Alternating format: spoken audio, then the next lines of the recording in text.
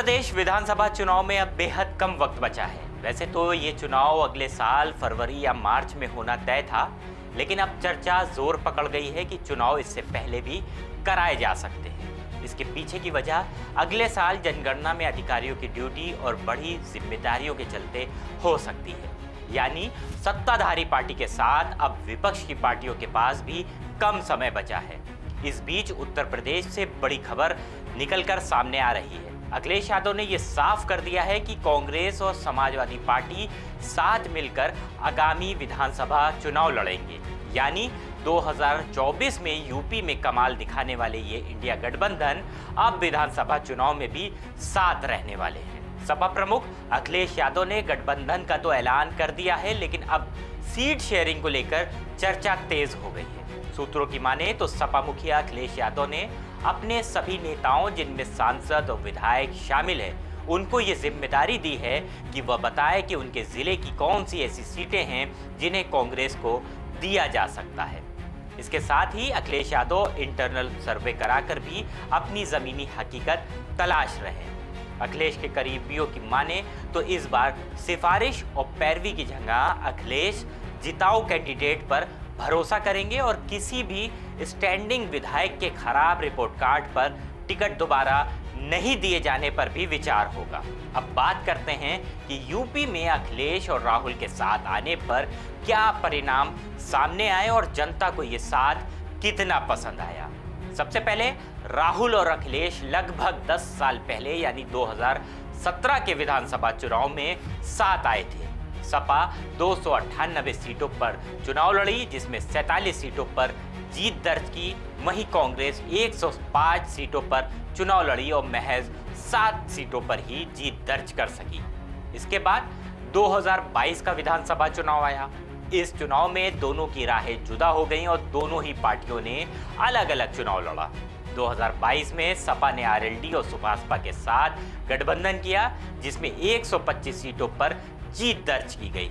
इसके बाद 2024 में एक बार फिर कांग्रेस और सपा साथ आए और लोकसभा चुनाव में दोनों ही पार्टियों का सबसे ऐतिहासिक रिजल्ट देखा गया।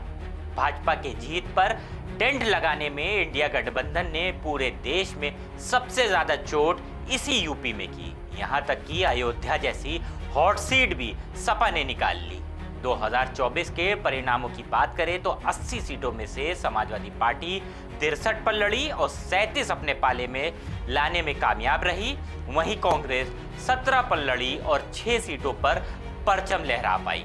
अब 2027 विधानसभा चुनाव में समाजवादी पार्टी की ओर से कांग्रेस को 403 विधानसभा सीटों में से 60 से 80 के बीच सीटें देने की चर्चाएं तेज हो गई हैं। यूपी की राजनीति को करीब से समझने वाले राजनीतिक विश्लेषक रतनमणि लाल का मानना है कि भाजपा के खिलाफ लड़ने के लिए सपा और कांग्रेस को साथ लड़ना जरूरी है और अगर वह ऐसा नहीं करते हैं तो दोनों ही एक दूसरे का और अपना खुद का भी नुकसान कर सकते हैं। उत्तर प्रदेश में विधानसभा चुनाव की सरगर्मियों के बीच समाजवादी पार्टी और कांग्रेस के गठबंधन की चर्चाएं भी तेज़ हो रही हैं और ऐसा सुनने में आ रहा है कि दोनों पार्टियों के बीच में सीटों के शेयरिंग को लेकर कुछ चर्चा हो रही है और कोशिश दोनों ही पार्टियों की यह है कि कैसे वे भारतीय जनता पार्टी को एक कड़ी टक्कर दे सकें और एक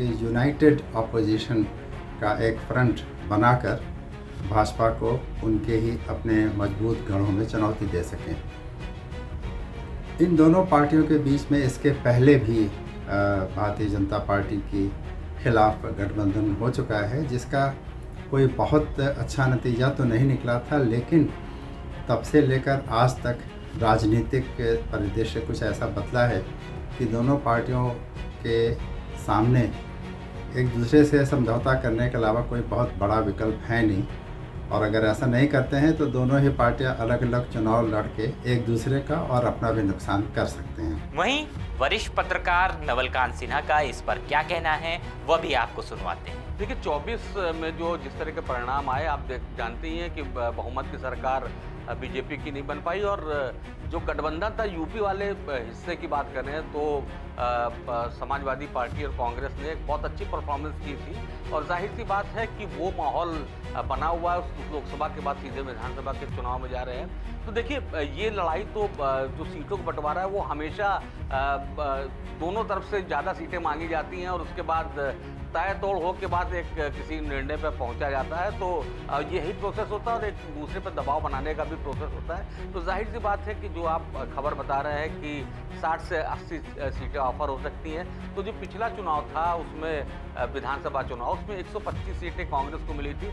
जाहिर सी बात है कि समाजवादी पार्टी इधर से दबाव बनाने की कोशिश कर रही है कि उनको कम से कम सीटें दीजिए ताकि वो मांगे तो कुछ सीटें बढ़ जाए और 100 के अंदर में ही कांग्रेस को सीट दी जाए।